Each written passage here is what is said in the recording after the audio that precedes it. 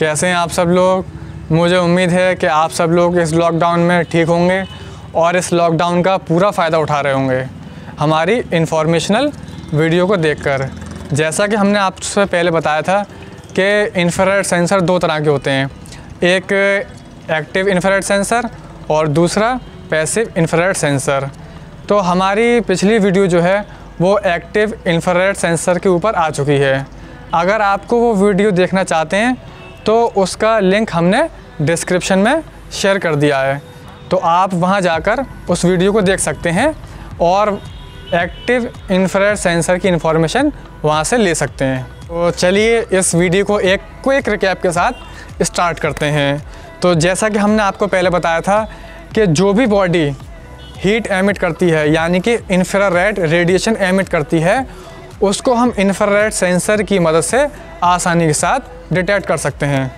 तो दोस्तों, infrared sensor की वर्किंग 3 लॉज पर गवर्न करती है, जिसमें सबसे पहला है प्लैंक्स रेडिएशन लॉ, दूसरा है स्टीफन बोल्ट्जमैन लॉ और तीसरा है वाइन्स डिस्प्लेसमेंट लॉ।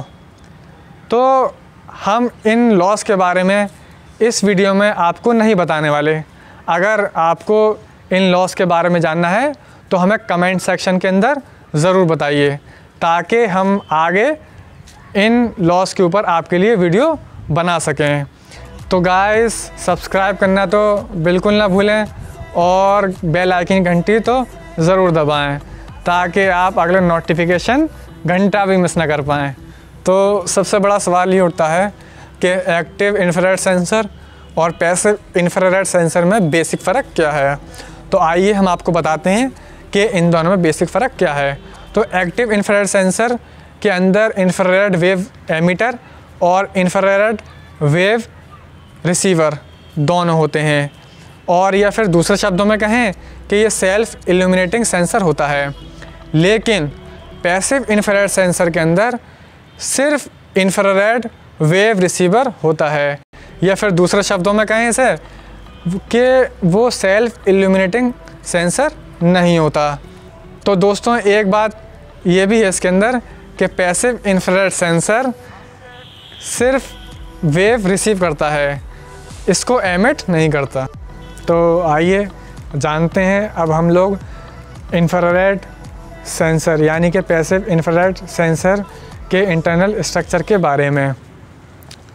इसका इंटरनल स्ट्रक्चर कुछ इस तरह होता है। इसके अंदर 2 पायरो इलेक्ट्रिक एलिमेंट होते हैं। पायरो का मतलब होता है हीट।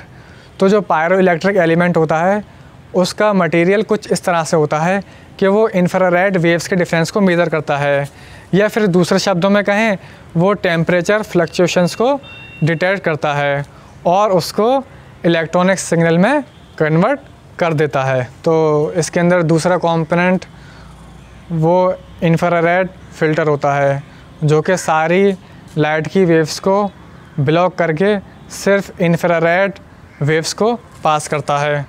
और इसके अंदर जो तीसरा कंपोनेंट होता है उसको हम कहते हैं फ्रेस्नेल लेंस, जो कि इंफ्रारेड लाइट वेव्स को सिर्फ एक पॉइंट पर कन्वर्ज कर देता है।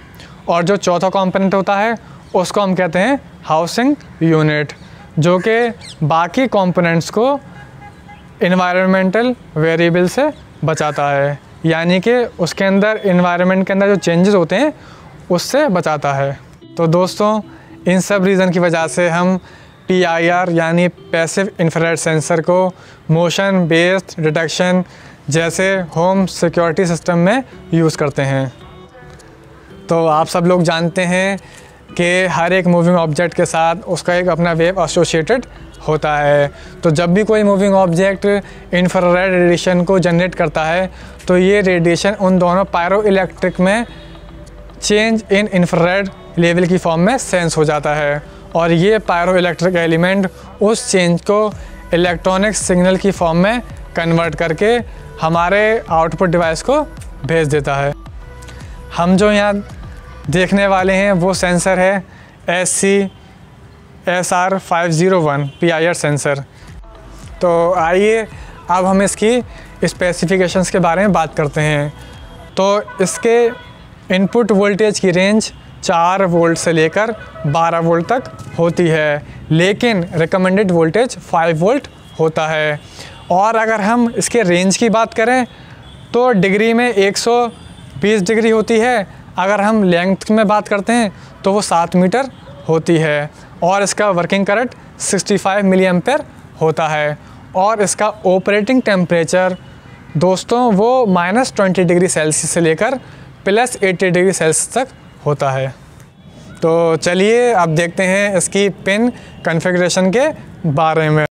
इसमें 3 पिन्स होते हैं, एक VCC पिन यानी वोल्टेज इनपुट पिन, दूसरा आउटपुट पिन, ये पिन डिजिटल आउटपुट देता है, और तीसरा पिन GND का होता है यानी ग्राउंड पिन। तो इसकी वर्किंग के लिए आपको VCC पिन को आर्डिनो के 5 वोल्ट पावर पिन से कनेक्ट करना होगा, और आउटपुट पिन को किसी भी डिजिटल पिन से कनेक्ट कर सकते हैं। हमारे सेटअप के लिए हमारे आउटपुट पिन को आर्डिनो के डिजिटल पिन 2 से कनेक्ट कर दिया है, एंड GND पिन को आर्डिनो के GND पिन से कनेक्ट कर दिया है। तो दोस्तों हमने आर्डिनो कोड को हमारे डिस्क्रिप्शन में शेयर कर दिया है, आप वहां पर जाके देख सकते हैं और उसको रन करा के कंपाइल कर सकते हैं।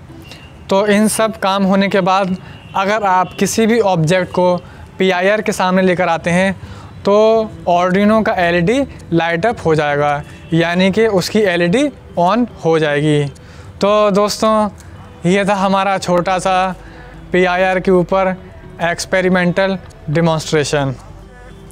तो गाइस कैसा लगा हमारा ये वीडियो? अगर ये वीडियो आपको पसंद आया हो तो सब्सक्राइब करें और उसके बराबर में जो घंटी है उसे ज़रूर दबाएं, ताकि आप अगला नोटिफिकेशन घंटा भी मिस ना कर पाएँ। और कमेंट करके तो ज़रूर बताइएगा कि आपको ये वीडियो कैसा लगा, और अगर आपको ये वीडियो पसंद आया हो तो लाइक करिए और इसको शेयर ज़रूर करें। तो फिर मिलता हूँ मैं महकमाज आपसे, तब तक के लिए बाय।